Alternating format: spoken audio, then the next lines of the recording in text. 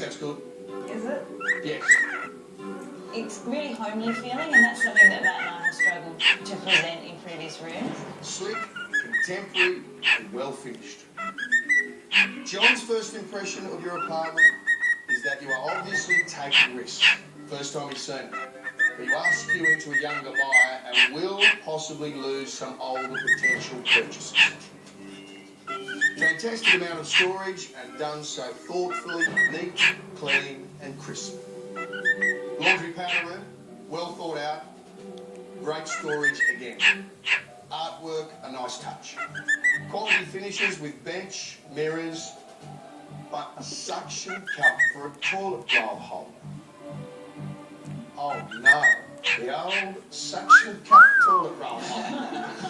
What a cracker that is.